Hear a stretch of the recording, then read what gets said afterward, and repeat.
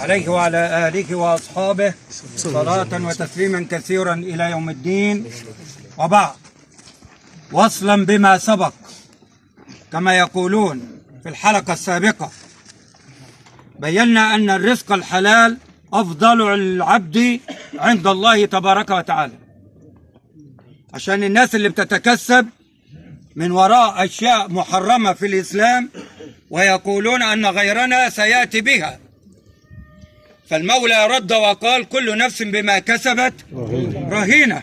فأنت تبحث عن الحلال ولا تبالي بالحرام حتى لو أخذه غيرك، فالرزق بيد الله سبحانه وتعالى، ووضعها في القرآن الكريم: ومن يتق الله يجعل له ويرزقه من حيث ومن يتوكل على الله فهو إن الله بالغ أمره قد جعل الله لكل شيء قدرا.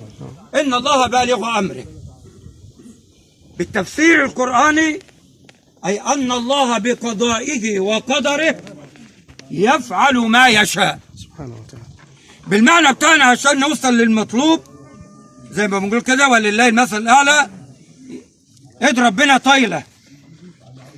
يفعل ما يشاء ويحقق ما يشاء ولا يعجزه شيء في الأرض ولا في السماء.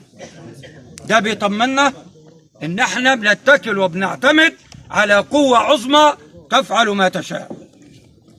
فاللي يخالف المنهج يبقى على نفسه، لكن ما يجعلوش قضية محسوبة على الناس جميعا. انت بتدور على الحرام، ما تقولش لا غيري هيجيبه، خلاص انت معاه، ولكن يد الله طولة قضاء الله حكم الله نافذ إن شاء الله. ولذلك جاء في الحديث القدسي: عبدي أنت تريد وأنا أريد ولا يكون إلا ما أريد.